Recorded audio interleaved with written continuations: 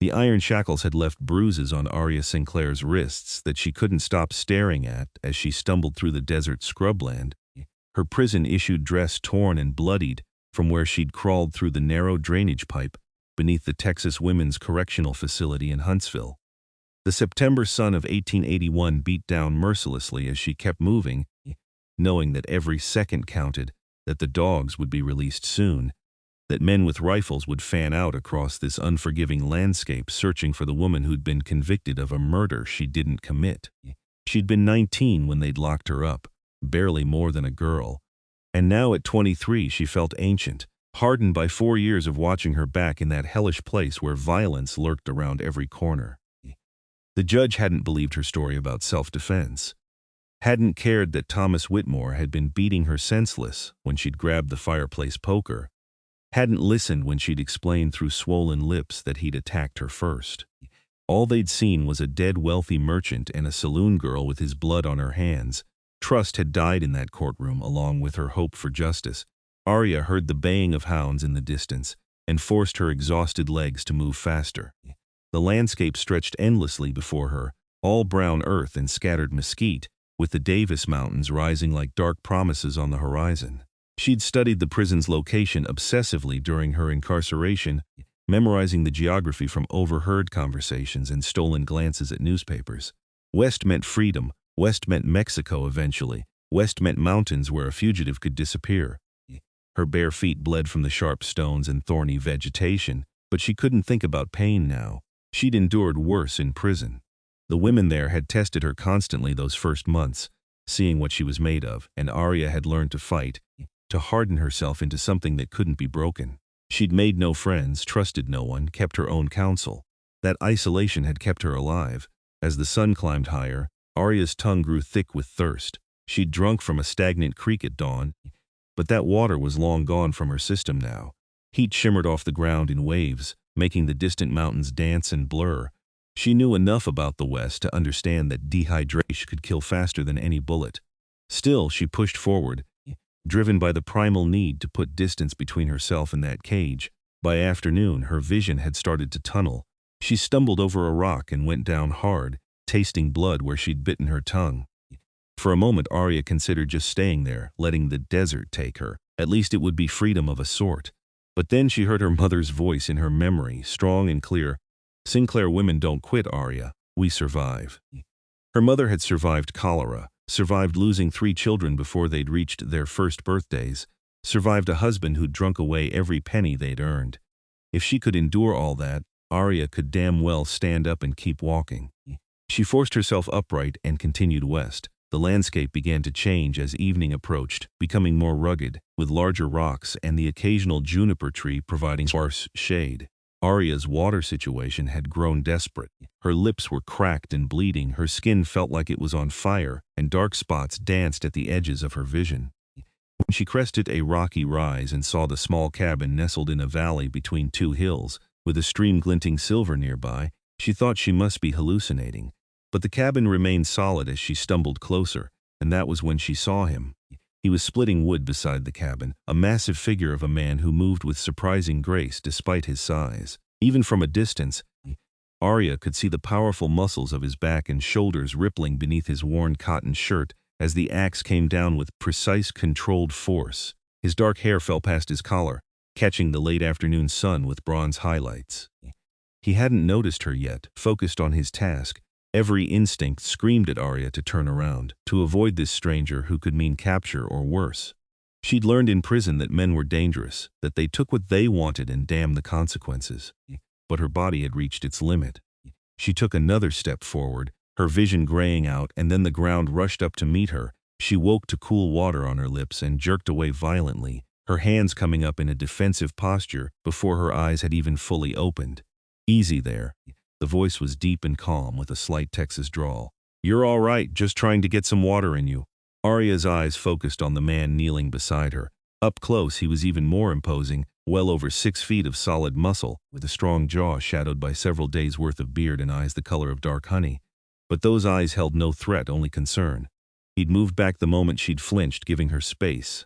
"Where am I?" Her voice came out as a croak. "My cabin. Found you collapsed on the ridge about an hour ago." He gestured to a tin cup sitting on the floor within her reach. You need water. Been in the sun too long by the look of you. Aria realized she was lying on a bed covered with a rough wool blanket. She was still fully clothed, and the man had retreated to the far side of the one-room cabin, giving her as much distance as the small space allowed. Despite this, her heart hammered against her ribs. She knew what men were capable of, knew that this apparent kindness could turn in an instant. I need to go. She tried to sit up and immediately regretted it as the room spun. You need to drink water and rest. You've got severe dehydration and what looks like heat exhaustion. You won't make it a mile in your condition. He spoke matter-of-factly without moving closer. I'm Owen McCready. This is my land about 60 miles west of Huntsville as the crow flies. Aria's blood went cold. If he knew the distance from Huntsville, if he'd seen her prison dress beneath the dust and blood, he might have already figured out what she was. Her eyes darted to the door, calculating whether she could make it. There's food if you're hungry, Owen continued, as though he hadn't noticed her panic. Venison stew on the stove. I'll be outside tending the horses if you need anything. Door's not locked. He stood and walked out, and Aria heard his heavy footsteps moving away from the cabin. She lay there for several minutes, waiting for the trap to spring, but nothing happened. Through the small window, she could see him working with a large roan horse, brushing its coat with long, patient strokes. The smell of the stew made her stomach clench with hunger. She couldn't remember the last time she'd eaten anything that wasn't prison slop. Cautiously, Aria sat up, moving slowly this time. The cabin was neat and sparse, with the efficiency of a man who lived alone. Furs hung on the walls alongside a rifle and various tools. A small wood stove radiated gentle heat in the corner. Books lined a rough-hewn shelf, more books than she'd expected a mountain man to own. She reached for the cup of water and drank it down, the cool liquid like salvation on her parched throat. Then another cup and another. Only when she'd drunk her fill did she allow herself to stand on shaky legs and approach the stove. The stew was rich and savory, thick with meat and vegetables. Aria ladled some into a bowl and ate standing up, never taking her eyes off the window and the door. Owen continued working with his horses, seemingly in no hurry to come back inside. The sun was setting now, painting the sky in shades of orange and purple. When full darkness fell, Aria heard his footsteps approaching. She quickly retreated to the bed, her body tense and ready to fight or flee. Owen entered carrying an armful of firewood, which he stacked neatly beside the stove. Feeling better? He asked without looking directly at her. Why are you helping me? The question came out more aggressive than she'd intended. Owen considered this for a moment, feeding wood into the stove. Found a half-dead woman on my property. Didn't seem right to let her die. Most men would have questions. Would want to know where I came from, where I'm going. Figured you'll tell me if you want to. If you don't, that's your business. He straightened up, and Aria was struck again by his sheer size. He could overpower her without breaking a sweat. You're welcome to stay until you're strong enough to move on. There's a bedroll I can put by the stove for myself. You take the bed. No. Aria shook her head firmly. I won't put you out of your own bed. You're injured and sick. I'm not. His tone left no room for argument. Now I'm going to check the perimeter before bed. You can bar the door from the inside if it makes you feel safer. He left again before she could respond. Aria stared at the door, completely confused. She'd expected demands, questions, unwanted advances. Instead, this mountain man was treating her with a respect she hadn't experienced in years. It had to be a trick, some kind of long game. Men didn't just help women without expecting something in return. But as the night deepened and Owen settled onto his bedroll by the stove without so much as a glance in her direction, Aria found herself relaxing by small degrees. He'd positioned himself between her and the door, she realized, protecting her from any threat that might come through it rather than trapping her inside. The gesture was so unexpected that she felt tears prick at her eyes. She hadn't cried in 4 years. She wouldn't start. Now lascive came in fits and starts, her body exhausted but her mind unable to fully shut down. She kept waiting for Owen to make his move, to reveal his true intentions, but he simply snored softly by the stove, occasionally shifting in his bedroll. At some point in the deepest part of night, she finally surrendered to unconsciousness. Morning arrived with the smell of coffee and frying bacon. Aria woke to find Owen already up and cooking breakfast, the cabin filled with warm golden light from the rising sun. He'd opened the door to let in fresh air, and she could hear birds singing outside. Morning, he said when he noticed her stirring. Coffee's ready if you want some. Aria sat up slowly, her body still aching but decidedly better than yesterday. She accepted the tin cup of coffee he offered, careful not to let their fingers touch. The brew was strong and black, exactly what she needed. "I need to wash," she said abruptly. "And these clothes?" Owen nodded. "Stream's about 50 yards east of the cabin. I've got some clean shirts that'll be too big but better than what you're wearing. There's soap in the cabinet by the door." He paused. "I need to ride into the upper pasture today, check on some traps I set. I'll be gone most of the day." "Gives you privacy. You're leaving me here alone? With all your things?" "Don't have anything worth stealing except maybe the horses, and you're in no condition to ride yet." He served bacon and eggs onto 2 tin plates. "Eat first. You need your strength." They ate in silence, and Aria found herself studying him covertly. Owen moved with the confidence of a man comfortable in his own skin. No wasted motion, no nervous energy. His hands were scarred and calloused from hard work, but they handled the dishes with surprising gentleness. He had to be in his late 20s, she guessed, old enough to have accumulated the wisdom that showed in those honey-colored eyes. After breakfast, he retrieved a clean shirt from a trunk and laid it on the bed along with a bar of lye soap. "Take your time," he said. "There's a revolver in the drawer if you feel like you need protection while I'm gone. Just don't shoot me when I come back." The corner of his mouth quirked slightly, and Aria realized he was joking. The expression transformed his face, making him look younger, almost boyish despite his size. After Owen rode out on the roan horse, Aria waited a full 30 minutes before allowing herself to believe he'd really gone. Then she grabbed the soap and shirt and made her way to the stream, moving cautiously through the scrub oak and mesquite. The water was cold and clear, fed by springs higher in the mountains. Aria stripped off the prison dress and stood for a moment in just her thin chemise, looking at the garment that had marked her as property of the state of Texas.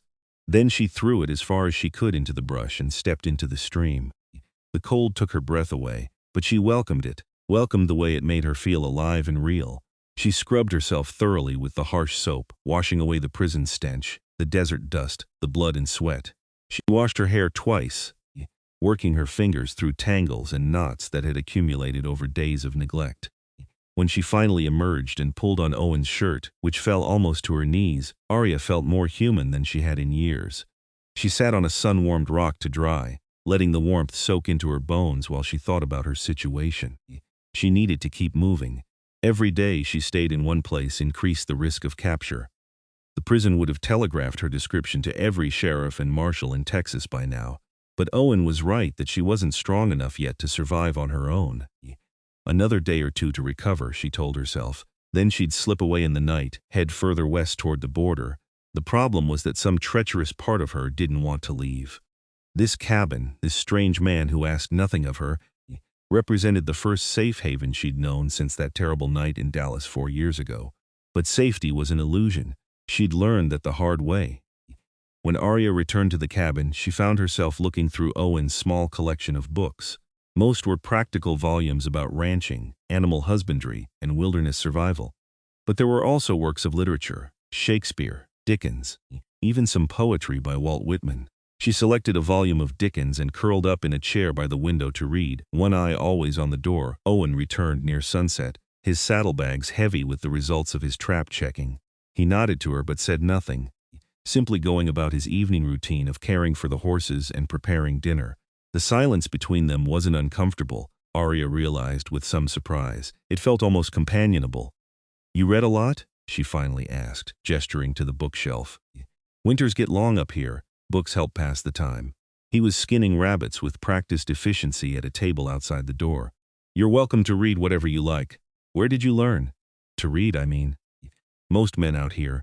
My mother was a school teacher back in Virginia. She insisted all her children be educated, even if we were going to end up ranching." There was warmth in his voice when he mentioned his mother. "She died when I was 15. Fever took her."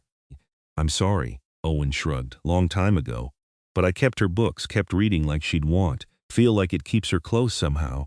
Aria understood that. She'd kept her mother's brooch hidden in the hem of her prison dress.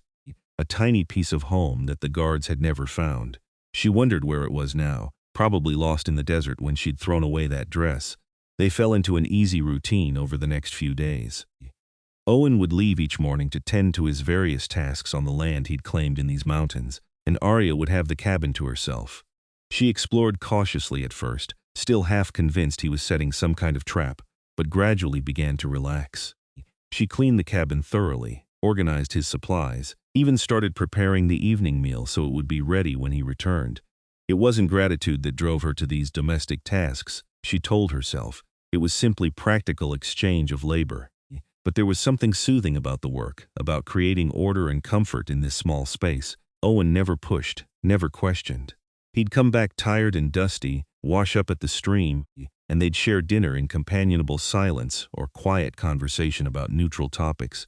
He told her about the land, about the challenges of surviving this far from civilization, about the wildlife that roamed these mountains.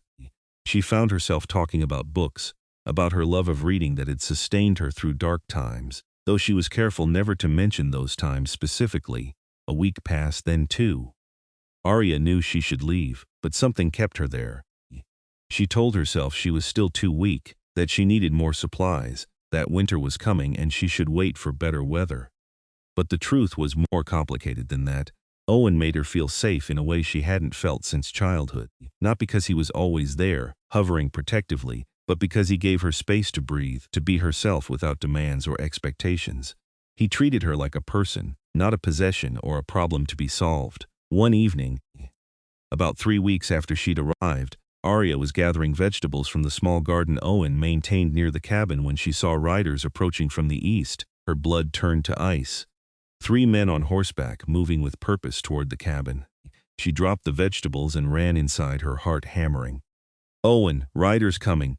He was at the window instantly, his entire demeanor shifting to something alert and dangerous. "Get in the back corner behind the trunk. Don't come out until I say." "Who are they?" "Don't know yet." "Could be anyone. Now move." Aria did as he said, crouching behind the heavy trunk while Owen picked up his rifle and stepped outside. She could hear voices but couldn't make out words. The conversation seemed to go on forever. She pressed herself smaller against the wall, remembering the sound of prison doors slamming shut, the feel of chains on her wrists. Finally, she heard Owen's voice clearly. "Appreciate the warning. I'll keep an eye out."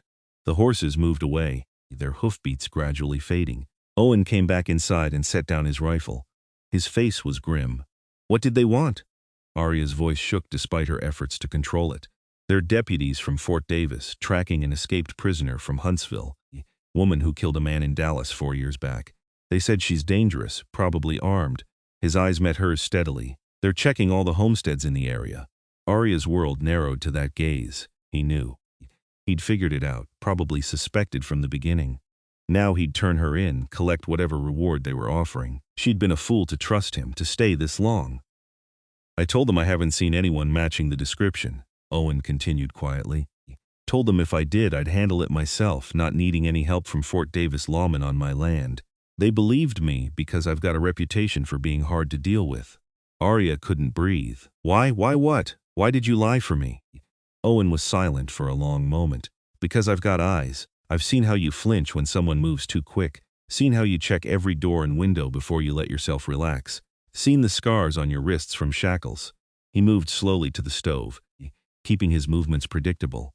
"And because I've known a lot of men in my life, and most of the ones who ended up dead probably had it coming. You don't know anything about what happened." "You're right. I don't. And I'm not asking." He poured 2 cups of coffee and set one on the table for her, staying on the far side of the room. "But I know you've been here almost a month now, and you've done nothing but read books and cook meals and tend that garden. Don't seem like the behavior of a dangerous criminal to me." Aria felt something crack open in her chest, something she'd kept locked tight for 4 long years. "He was beating me," she whispered. "Thomas Whitmore. I worked at his saloon, and he decided he wanted more than just my labor. When I refused, he tried to take it anyway. I fought back, grabbed the poker from the fireplace. I just wanted him to stop, but he kept coming, and then he was dead and there was so much blood." The words tumbled out, the whole ugly story she'd never been able to tell in that courtroom where no one had believed a saloon girl over a wealthy merchant's reputation. She told Owen about the trial, about how Whitmore's family had bought the judge, about the hellish years in prison where she'd learned that trust was a luxury she couldn't afford. Owen listened without interruption, his face unreadable. When she finally fell silent, hoarse from talking, he simply nodded. "Thank you for telling me," he said quietly. "For what it's worth, I believe you, and you're safe here for as long as you want to stay. They'll come back. They'll keep searching. Let them search." This is my land, and I know how to make people not want to look too close. He met her eyes. But if you want to move on, I understand. I can outfit you with supplies, a horse, enough money to get to Mexico. Won't stop you if that's what you choose. It was the choice that undid her. Not pressure, not demands, just a simple acknowledgement that the decision was hers. Aria felt tears sliding down her face before she realized she was crying, the first tears she'd shed since her conviction. I don't know what I want, she admitted. Then stay until you do. Winter came to the mountains in early November, transforming the landscape into something stark and beautiful. Aria had decided to stay, at least until spring, though she didn't examine too closely why she'd made that choice. It was practical, she told herself. Traveling in winter was dangerous. Better to wait for better weather, but as the days shortened and the nights grew cold, she had to admit there were other reasons. She'd grown comfortable in the cabin, in the rhythms of life with Owen. They talked more now, real conversations about their pasts and dreams. He told her about his family's ranch in Virginia, about how he'd come west after the war between the states had destroyed everything his father had built. She told him about her mother's strength, about growing up poor but loved in Missouri. He never touched her without permission, never pushed for more than she was willing to give. But Aria found herself noticing things about him. The way his hair curled slightly at his collar when it got too long, the rare smile that transformed his rugged face, the gentleness in those large scarred hands when he handled injured animals or mended torn clothing. One bitter cold night in December, the wind howling outside, Owen was repairing a leather harness by lamplight while Aria prepared their evening meal.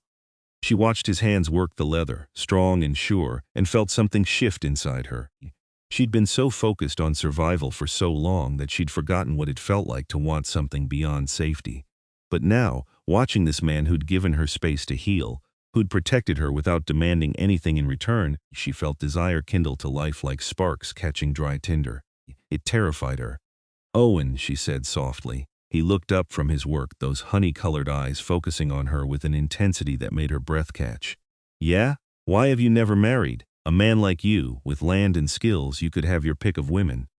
He set down the harness carefully. Came close once, back in Virginia before the war. She married my brother instead while I was away fighting. Figured after that maybe I wasn't meant for marriage. Then the war ended, and everything was gone, and I headed west.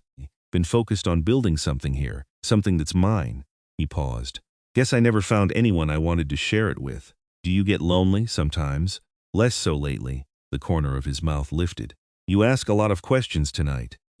Aria turned back to the stove, her cheeks heating. Sorry, just curious, don't apologize. I like it when you ask me things. Means you're comfortable enough to wonder.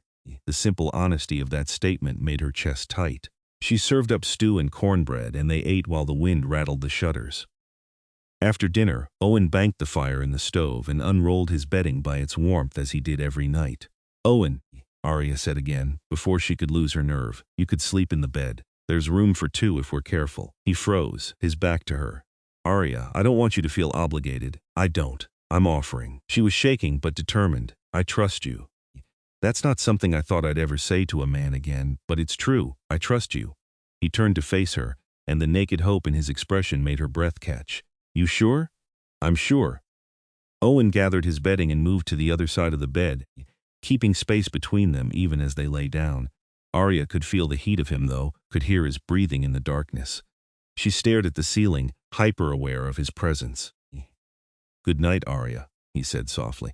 Good night. She didn't sleep for a long time, but not because she was afraid. For the first time in years, she felt something like peace. As winter deepened, the distance between them gradually closed. It started with accidental touches that no longer made Aria flinch, then progressed to deliberate contact.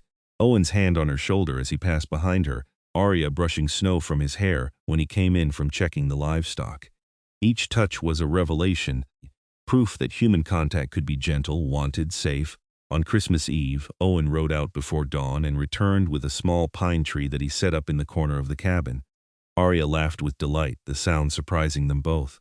She couldn't remember the last time she'd laughed freely. Thought we should mark the day somehow, Owen said, looking pleased with her reaction. I know it's not much, but it's perfect. Aria touched the fragrant needles gently. I haven't celebrated Christmas since before prison. They spent the evening making decorations from scraps of cloth and paper, talking and laughing while snow fell softly outside. Owen produced a bottle of whiskey he'd been saving, and they each had a small glass, the alcohol warming them from within. "I got you something," Owen said, suddenly shy. He retrieved a package wrapped in brown paper from his trunk. "It's not fancy, but I thought you might like it." Aria opened it carefully. Inside was a book, its leather cover soft with age, the complete works of William Shakespeare. Her eyes burned with tears as she touched the gilt lettering. "Owen, this is too much. These books are expensive." "Belonged to my mother. She loved Shakespeare." He cleared his throat. "I want you to have it. Figure she'd approve of you." Aria couldn't speak past the lump in her throat. Instead, she reached out and took his hand, lacing their fingers together. Owen's hand closed around hers, warm and strong, and they sat that way for a long time, watched the firelight dance across the little Christmas tree. "I have something for you too," she finally managed. "It's not much, just—" She retrieved the item she'd been working on in secret for weeks, a new shirt she'd sewn from fabric she'd found in his trunk. "I thought you could use something without holes in the elbows." Owen unfolded the shirt, running his fingers over the careful stitches. "Aria, this is fine work, thank you." He met her eyes. "Best Christmas I've had in years." "Me too." That night, when they lay down in the bed they now shared, Owen pulled her gently against his chest. Aria stiffened for only a moment before relaxing into his warmth, her head finding the hollow of his shoulder. His arms came around her, protective but not constraining. "This okay?" he murmured against her hair. "Yes." She pressed closer. "This is more than okay." January brought brutal cold and heavy snows that sometimes trapped them in the cabin for days at a time. Rather than feeling confined, Aria treasured these periods when the outside world couldn't intrude. She and Owen would read aloud to each other, play cards, talk for hours about everything and nothing. She learned that he was surprisingly well educated, that his mother had instilled in him not just literacy but a genuine love of learning. He told her about his dreams of expanding his land, of maybe starting a small ranch breeding horses. She shared her own dreams, tentative at first, of maybe opening a small restaurant someday, using the cooking skills her mother had taught her. "You could do that here," Owen said one evening as they cleaned up after dinner. "I mean, not a restaurant exactly, but if we had more land, a bigger house, we could take in travelers, offer meals and lodging. These mountains are getting more settled. People need places to stay." Aria noticed the wheeze in his statement but didn't comment on it. The idea of a future here with Owen was still too fragile to examine directly. But it was there, growing stronger each day. One night in late January, Aria woke from a nightmare, gasping and disoriented. In her dream, she'd been back in prison, the walls closing in, unable to breathe. Owen's arms came around her immediately. "You're safe," he murmured. "You're here with me. You're safe." Aria clung to him, her heart gradually slowing as his steady presence anchored her back to reality. When she'd calmed, she pulled back enough to see his face in the moonlight filtering through the window. "I'm sorry I woke you." "Don't be." His hand came up to cup her cheek, his thumb brushing away tears she hadn't realized she'd shed. "I wish I could take away all the hurt you've been through." "You have," she whispered. "More than you know." "Oh, and I—" She hesitated, then pushed forward. "I'm falling in love with you. I think I have been for a while, and it scares me to death because I swore I'd never let myself be vulnerable to anyone again." Owen's breath caught. "Aria, I've been in love with you since you threw that prison dress in the bushes and decided to stay. Maybe even before that, when you woke up in my cabin ready to fight despite being half dead from exposure." He rested his forehead against hers. "You're the strongest, bravest woman I've ever known, and if you'll have me, I promise I will spend every day of the rest of my life making sure you know you're loved and safe." "I'll have you," she said, and then she kissed him. It was her first kiss since Thomas Whitmore had tried to force himself on her, and the contrast couldn't have been more stark. Owen kissed her with a reverence that made her heart ache, his large hands cradling her face as though she were something precious. There was heat there, desire building between them, but also patience and respect. When they finally drew apart, both breathing hard, Owen traced her jaw with gentle fingers. "We can take this as slow as you need, I know." Aria kissed him again. "I don't want slow, not anymore. I want to feel alive." They made love slowly, carefully, Owen taking his time to learn what she liked, to show her that physical intimacy could be about mutual pleasure and trust. Aria cried afterward, overwhelmed by the intensity of feeling safe enough to be this vulnerable with another person. Owen held her through it, understanding without words what this meant to her. Spring arrived gradually, the snow melting to reveal new grass and wildflowers. Aria spent more time outside, planting a larger garden, helping Owen with the horses. She was building muscle, growing strong in a way that had nothing to do with prison survival and everything to do with thriving. One April morning, Owen rode into Fort Davis and returned with a wagon full of supplies and a serious expression. Aria's stomach dropped when she saw his face. "What's wrong?" "Nothing's wrong exactly." He climbed down from the wagon. "But I need to tell you something. There was talk in town about the escaped prisoner from Huntsville. They're calling off the search. Sheriff said it's been 7 months, figure she either died in the desert or made it to Mexico. They're not actively looking anymore." Aria sat down hard on the porch steps. "What does that mean?" Owen sat beside her, taking her hand. "Means you're probably safe here, as long as you keep to yourself. Means we could build something real, not just hiding out." He paused. "Also means you're free to leave if that's what you want. Could still make it to Mexico, start completely fresh where no one knows your name. Do you want me to leave?" "God, no, but I want you to choose to stay, not feel trapped here because you're afraid." Aria looked out at the mountains, at the cabin that had become home, at the garden she'd planted with her own hands. She thought about the woman who'd collapsed on that ridge 7 months ago, half dead and trusting no one. That woman was gone, replaced by someone stronger, someone who'd learned to hope again. "I choose to stay," she said firmly. "I choose you, Owen. I choose this life we're building." The smile that broke across his face was like the sunrise. "Then marry me. Make it official. I want everyone to know you're mine and I'm yours." "Yes," Aria laughed, the sound full of joy. "Yes, I'll marry you." They were wed in June by a traveling preacher who passed through the mountains on his circuit. Owen had invited a few of the neighboring homesteaders, people who'd accepted Aria without questions as his woman. She wore a simple dress of blue calico that Owen had bought in Fort Davis, and wildflowers in her hair that she'd picked that morning.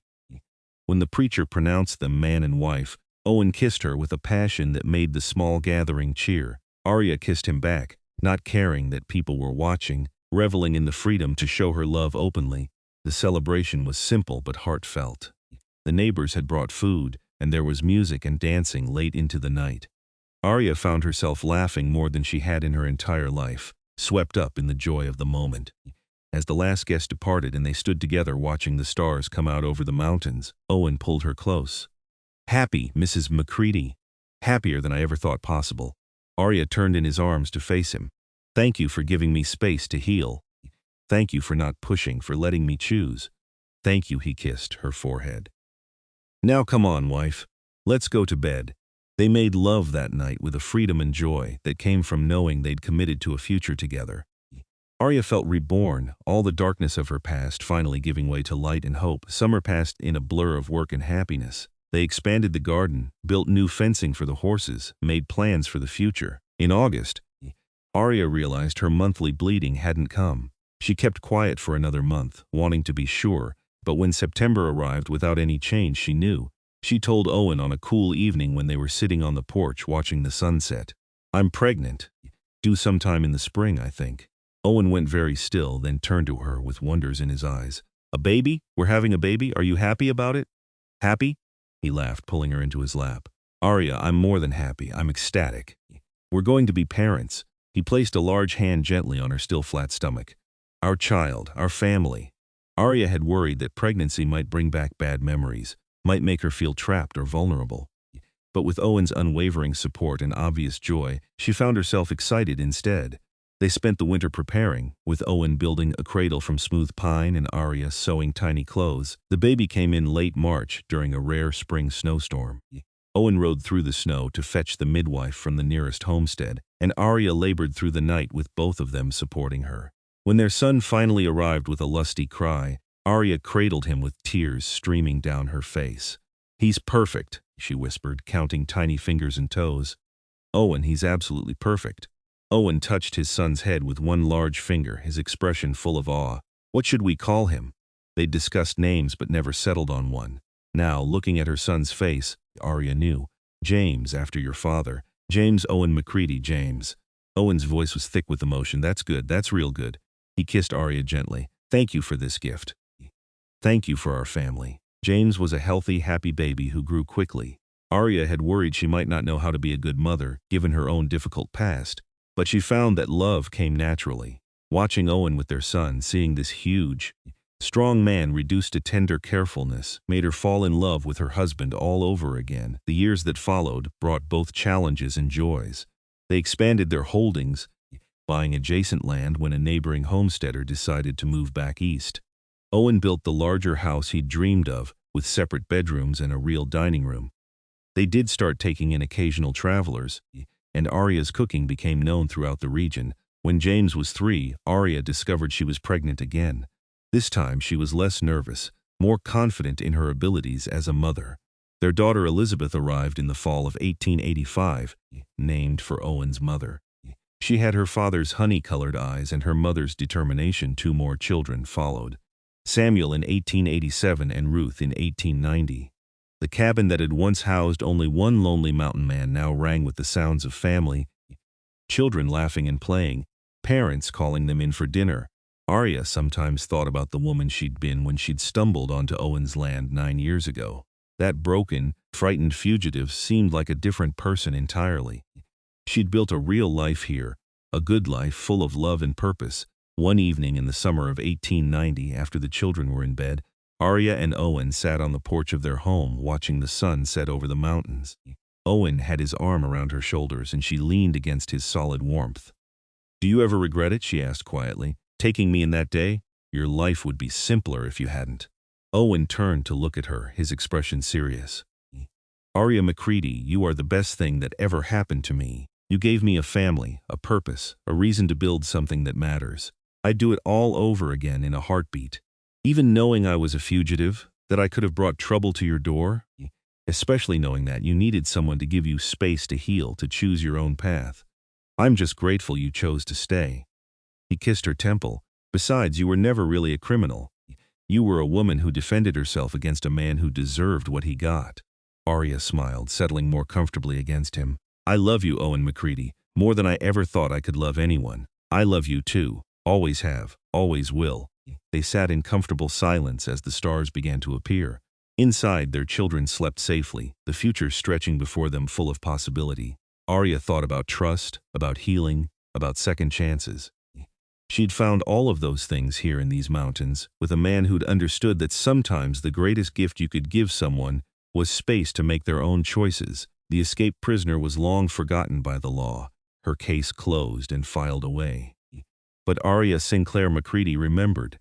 She remembered that desperate flight through the desert, remembered the terror and loneliness, remembered the moment she'd collapsed on a ridge and woken to find unexpected kindness. She'd escaped a prison cell and trusted no one. But a mountain man had given her space until she chose to stay, and in choosing to stay, she'd found something she'd thought lost forever: home. As the years continued to roll by, the McCready family flourished. James grew into a thoughtful boy who loved books like his grandmother, often found reading on the porch when his chores were done. Elizabeth was wild and fearless, always climbing trees and racing her brothers.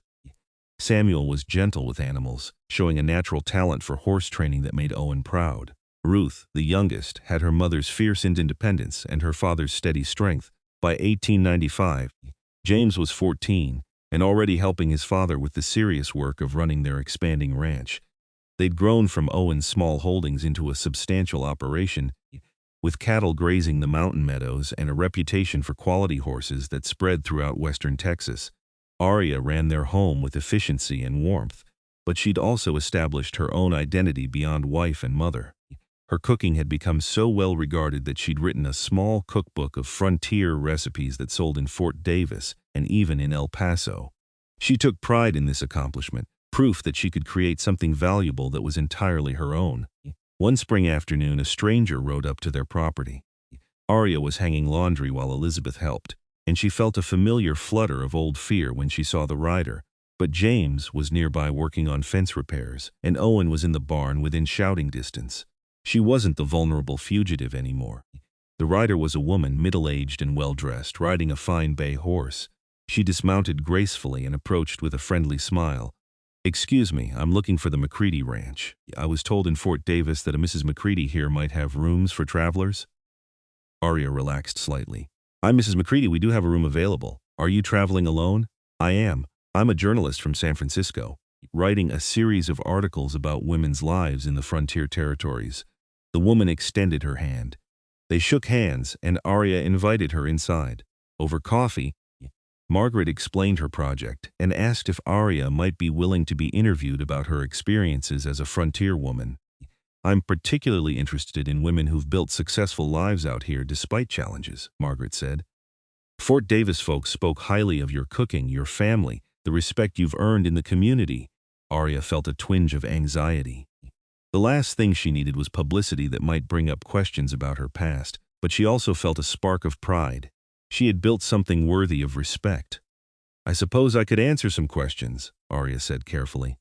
"Though my story isn't that unusual, lots of women out here work hard to build good lives. That's exactly what I want to capture, the ordinary heroism of women doing extraordinary things." Margaret stayed for 3 days, and Aria found herself enjoying their conversations. The journalist was intelligent and genuinely interested in women's perspectives. She interviewed Aria about everything from recipes to child rearing to managing a ranch household. She never asked probing questions about Aria's life before Texas, seeming to accept that many frontier folks had pasts they didn't discuss. On Margaret's last evening, they sat on the porch watching the children play. Owen was teaching Samuel how to throw a lasso while James helped, and the girls were racing around in some elaborate game of their own invention. "You have a beautiful family," Margaret said warmly. "Your husband clearly adores you. How did you two meet?" Aria considered her answer carefully. "I was traveling west and fell ill. Owen found me and nursed me back to health. We discovered we suited each other well and eventually married." It wasn't a lie, just a carefully edited version of the truth. "And you've never regretted leaving civilization behind for this frontier life?" Aria looked at her husband and children, at the home they'd built together, at the mountains she'd come to love. "Not for a single moment. This is where I belong." After Margaret left, Owen found Aria standing in their bedroom, looking at the bruises on her wrists that had long since faded, but that she sometimes still felt in memory. "You all right?" he asked, wrapping his arms around her from behind. "Just thinking about how far I've come, how different my life is from what it could have been." She turned in his embrace. "If you hadn't found me that day, if you hadn't given me the choice to stay or go, I'd probably be dead in the desert, or caught and hanged. But I did find you, and you did choose to stay. That's what matters." He kissed her softly. "The past is past, Aria. We've got our future right here." In 1897, when Ruth was 7 and James was 16, a deputy marshal came to the ranch asking questions about a series of horse thefts in the area. Aria's heart nearly stopped when she saw his badge, old fears surging back, but Owen handled the situation with calm authority. After the marshal left, having gotten the information he needed about suspicious riders in the area, Aria found herself shaking. Owen pulled her into his arms. "It's all right. He was just doing his job. Had nothing to do with you, I know. But seeing that badge, She took a deep breath. "I thought I was past this. It's been 16 years. Trauma doesn't just disappear because time passes. But you're safe. I promise you're safe." He held her until she stopped trembling. "No one's looking for you anymore, Aria. You're just Mrs. McCready, respected rancher's wife and mother of 4. That prison escapee died in the desert long ago." His words helped, but that night Aria had nightmares for the first time in years.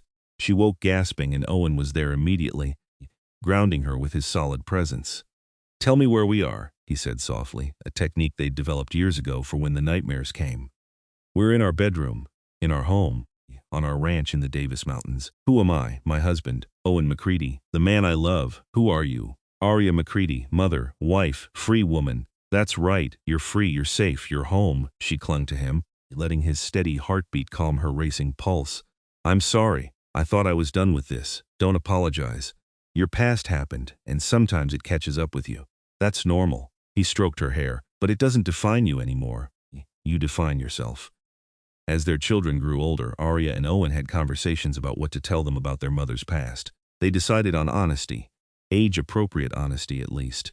When James turned 18 in 1899, they sat him down and told him the full story. James listened quietly, his young face serious and thoughtful.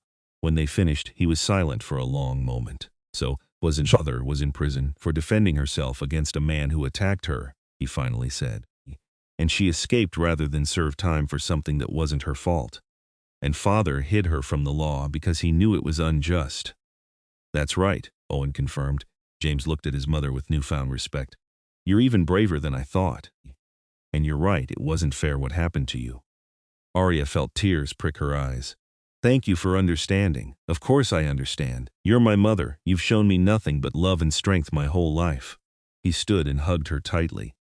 I'm proud to be your son, they told the other children over the next few years as each came of age. Elizabeth was fiery in her indignation about the injustice. Samuel was quietly supportive, and Ruth declared that if anyone ever tried to take her mother away, she'd fight them herself. Their children's acceptance and love helped heal wounds Aria hadn't even realized were still open. By 1905, James was 24 and married to a kind young woman named Sarah from Fort Davis. They'd built a house on the western edge of the ranch property and were expecting their first child. Elizabeth, at 20, had shocked everyone by becoming a teacher in San Elizario, Texas, determined to provide education to children who might otherwise go without. Samuel, at 18, was running the horse breeding operation with skill that surpassed even Owen's. And Ruth, at 15, was already showing signs of her mother's business acumen, keeping meticulous records of their ranch operations. On a warm evening in June, Aria and Owen celebrated their 23rd wedding anniversary with a quiet dinner alone while their children handled the evening chores. At 51, Owen's hair had gone silver at the temples, and hard work had added more scars to his hands, but he was still the strong, steady man Aria had fallen in love with. At 47, Aria had found peace with her past and pride in what she'd built for her future. 23 years, Owen mused, refilling their coffee cups. Sometimes it feels like yesterday that you collapsed on that ridge. Other times it feels like you've always been here. Best 23 years of my life, Aria said. Well, the best 24 if you count the year before we married. Remember how scared you were? How you wouldn't even look at me for those first few weeks? I was terrified, Aria admitted. I couldn't understand why you were being kind to me. Couldn't trust it. And now I know that you're the best man I've ever met. That you gave me the greatest gift anyone can give, the freedom to choose my own path. She reached across the table to take his hand.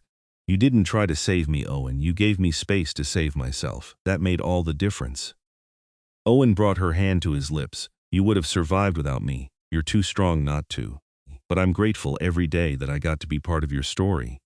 Our story, Aria corrected. It became our story the moment I chose to stay. They sat in comfortable silence, hands linked across the table, as the sun set over the mountains they'd made their home. Through the window, they could see Samuel working with a young horse in the corral, Ruth sitting on the porch reading, the lights of James and Sarah's house glowing in the distance. Grandmother, a small voice called from the doorway, and their 3-year-old grandson Daniel came running in, Sarah following apologetically behind. Sorry, I tried to keep him home, but he insisted on coming to wish you happy anniversary, Sarah said. Aria scooped Daniel into her lap, laughing. We're always happy to see this little one. Daniel presented them with a somewhat wilted bouquet of wildflowers. For you and Grandpa. Happy nice Sari. Thank you, sweetheart. These are beautiful. Aria kissed his head, breathing in the sweet scent of child and flowers in summer evening. After Sarah collected Daniel and headed home, Aria and Owen walked hand in hand around their property as twilight deepened into night. They stopped at the ridge where Aria had collapsed 24 years ago, looking out over the land they'd built together. Do you ever wonder what would have happened if I'd kept going that day? Aria asked. If I'd missed your cabin, or if you'd been away when I collapsed. I try not to think about it. The idea of you dying alone out here. Owen pulled her close. But you didn't. You found me, or I found you, and we made something good together. The best thing. Aria leaned against his strength. You know what I realized recently? I spent 4 years in prison feeling trapped, hating every moment. But I chose to stay here for 23 years, and I've never felt trapped once. That's because you've always made it clear that I could leave if I wanted to. That I was choosing this life, this place, you. And you've never wanted to leave? Never. This is home. You're home. She turned to kiss him softly. I love you, Owen McCready. Thank you for giving me a life worth living. I love you too. Always. They stood together as the stars came out one by one, the same stars that had witnessed their first awkward days together, their wedding, the births of their children, every milestone and moment of their shared life. The escaped prisoner and the mountain man, bound together by choice and love, had built something that would last long after they were gone. In 1910, when Aria was 52 and Owen was 56, they decided to officially retire from active ranch management and turn operations over to James and Samuel. They'd built a smaller house on the prettiest spot on the property, with a wide porch that overlooked the mountains and a garden where Aria could grow flowers just for beauty rather than practicality. Elizabeth had married a fellow teacher and still lived in San Elizario, visiting often with their 2 children. Ruth had surprised everyone by falling in love with a lawyer from El Paso, and they'd settled in that growing city where Ruth had opened a successful bookshop. All 4 children had made good lives, and Aria took pride in knowing she'd helped give them the foundation to build on. On a crisp October morning, Aria was working in her flower garden when Owen came to find her, moving more slowly than he once had but still strong and capable. "Got something to show you," he said, offering his hand. She let him pull her to her feet, and they walked together to the spot where she'd first collapsed all those years ago. Someone had placed a smooth stone there, with words carved into its surface. "Owen, what is this?" "Had Samuel make it. Wanted to mark the spot where my life really began." He pointed to the inscription, which read, "Here, in the summer of 1881, I found the woman who would become my everything, Owen." Aria felt tears sliding down her face. "You sentimental fool, I love it. Figured in 100 years, someone might find this stone and wonder about the story. Thought they should know that something good happened here, that a woman found freedom and a man found love, and together they built a family that mattered. It does matter. What we built, who our children became, the life we've lived, it all matters." Aria wrapped her arms around her husband. "We took something terrible and made it beautiful." They stood together by the stone, the wind carrying the scent of autumn and distant snow from the mountains. They'd grown older, their bodies marked by time and hard work, but their love had only deepened. What had started with careful distance and hard-won trust had become the kind of partnership that could weather any storm. As they walked back to their little house, Aria thought about the terrified young woman who'd escaped from prison, certain she'd never be safe again, never be able to trust again. That woman had been right to be cautious, right to protect herself. But she'd also been blessed to find a man who understood that trust couldn't be demanded or taken, only freely given when the time was right. Owen had given her space. She had chosen to stay, and in that choice, in that gift of patience and respect, they'd found something rare and precious. True love, freely given and joyfully received. The years continued to pass with the gentle rhythm of a life well lived. Grandchildren grew into adults, brought home their own spouses, produced great-grandchildren. The ranch continued to thrive under James and Samuel's capable management. Elizabeth's students went on to become teachers themselves, spreading education throughout the region. Ruth's bookshop became a El Paso institution, known for its carefully curated selection and welcoming atmosphere. In 1920, as Aria and Owen celebrated their 38th wedding anniversary, they sat together on their porch surrounded by children, grandchildren, and great-grandchildren. Aria was 62 now, her dark hair threaded with silver but her eyes still bright. Owen was 66, his body still strong despite the years. Young Daniel, who was now 18 and training to take over the horse breeding operation from his uncle Samuel, proposed a toast to Grandma and Grandpa McCready, who showed all of us what real love looks like, who built not just a ranch but a legacy of kindness, strength, and family. We're all here because of the choices you made 39 years ago. Everyone raised their glasses, and Aria felt overwhelmed by gratitude. She looked around at all these faces, all these people who existed because a frightened fugitive had collapsed on a ridge and a mountain man had offered her water without asking questions. That night, after everyone had gone home and the house was quiet again, Aria and Owen lay in bed together, her head on his shoulder, his arm around her waist. "Do you know what tomorrow is?" Owen asked softly. "Besides our actual anniversary? Tomorrow is 39 years to the day since you first arrived here, since you collapsed on that ridge and I carried you to the cabin." Aria smiled in the darkness. "I can't believe you remembered the exact date. How could I forget? It's the day my life changed forever." He kissed the top of her head. "I'd been alone for so long, Aria. Built this place with my own hands, made something I was proud of, but it was empty. Then you arrived, and suddenly everything had meaning. You gave me back my life," Aria said quietly. "More than that, you gave me a life worth living. Before you, I was just surviving, just getting through each day.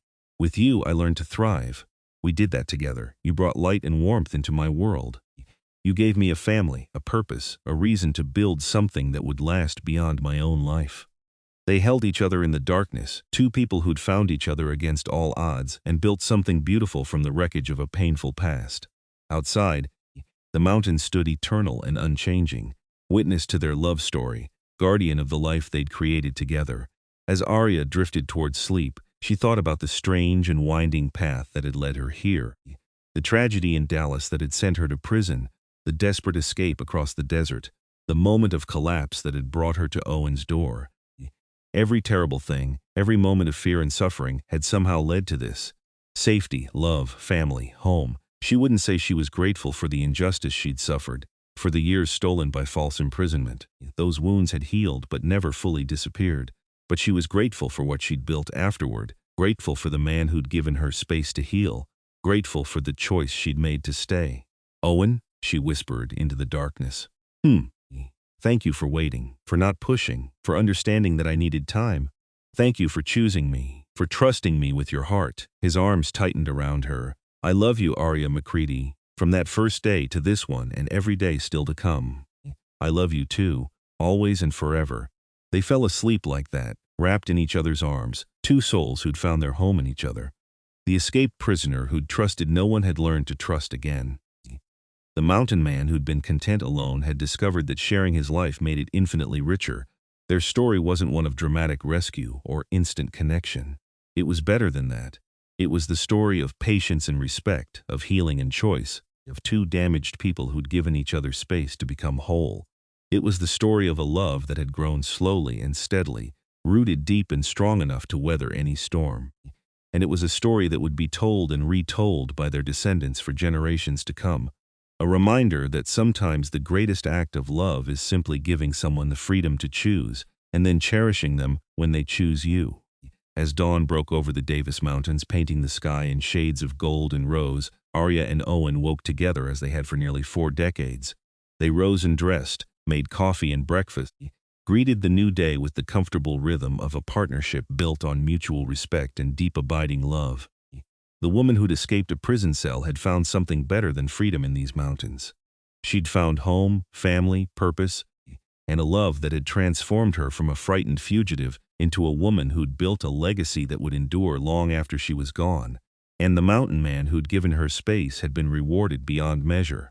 He'd found not just a wife but a true partner, not just a lover but his best friend, not just a mother for his children but the other half of his soul. Their story was complete, fully lived, and deeply felt, a testament to the transformative power of patience, respect, and love freely chosen. And as they stood together on their porch watching the sun rise over the mountains they'd called home for 39 years, they knew without words that they'd do it all again, every challenge and triumph, every moment of fear and joy, because it had led them here, together, home, exactly where they were always meant to be.